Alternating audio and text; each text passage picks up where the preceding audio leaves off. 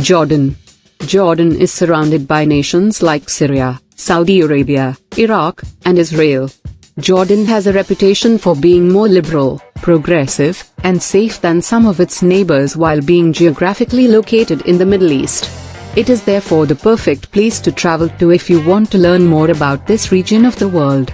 A vacation to Jordan offers the opportunity to view remote deserts, old cities, spectacular granite cliffs, and even the Dead Sea. An overview of Jordan's top tourist destinations. Madaba.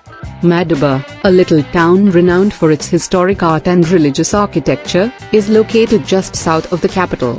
The Madaba map, a mosaic from the 6th century that depicts a map of Jerusalem and other holy locations, is what makes it famous. You may find the Madaba map in St. George's Church. Visit both the Madaba Museum and the Madaba Archaeological Park if you are curious about the city's past. Climb to the bell tower of the shrine of the beheading of St. John the Baptist, which can provide breathtaking views, to see all these sights and more in one panorama. Dana Nature Reserve.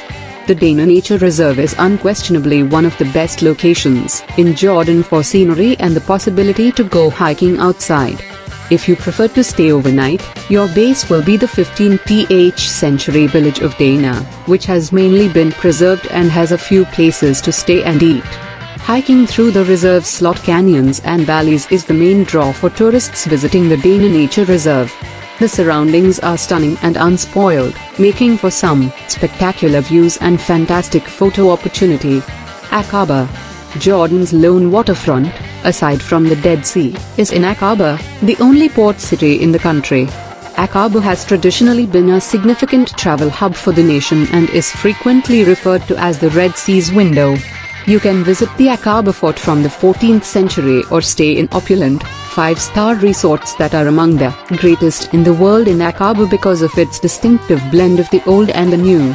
Because it is a little hamlet from the 6th century that has been extremely well maintained, Ela is particularly noteworthy. Aqaba is a well-liked location for Red Sea guided dives and scuba diving education. Al-Karak. Al-Karak is unquestionably worthwhile a visit if you're interested in castles. Southern Jordan is home to the city of Al-Karak, often spelled Karak or Karak. It is renowned for both its magnificent castle and its sizable Christian community. The citadel of Karak, formerly a Crusaders' stronghold, is located in Al-Karak. The castle was looted and left in ruins for about 500 years. You can tour the castle to observe the areas that have undergone repair after some work has been done. The Karak Archaeological Museum, located in the bottom part of the castle, has an excellent collection that sheds further light on the history of the area. Amman. The main city, the center of culture, and the commercial hub in Jordan is Amman, which serves as the country's capital. You will undoubtedly spend some time in Amman while visiting Jordan. The enormous Roman amphitheater and the Nymphaeum are two of the many Roman ruins that can be discovered in Amman. The Roman Temple of Hercules and the substantial stone Umayyad Palace may be found inside the citadel, which is unquestionably worthwhile to visit. The city below you will put on a fantastic show if you are at the palace for the muezzin call to prayer. Desert castles. A number of castles may be examined in the eastern desert of Jordan, to the east of Amman. The Umayyads built numerous of these buildings, and many of them served as both defensive constructions and lodging for the Caliph tribe. The Umayyads survived and prospered in the harsh desert environment because to this network of castles. On a single day of driving, it is feasible to visit several of these desert castles. The loop can lead you to Qasr al-Black, Holibat's Rock and Mosaics, Hammam as Active Sarah's archaeological site, and Qasr Imra's amazing frescoes. Dead Sea. Although Jordan is mostly a landlocked country, the Dead Sea does share a tiny portion of its shore. At 430 meters, 1,400 feet, below sea level, the Dead Sea is the world's lowest point, and its salinity is quite high. The Dead Sea is also associated with a variety of historical and religious events, and John the Baptist is said to have baptized Jesus there. Due to the high salinity and the abundance of minerals in the water, it is also a fantastic location for relaxing. Staying at one of the opulent resorts in the Dead Sea's northeastern shore is the ideal way to experience it.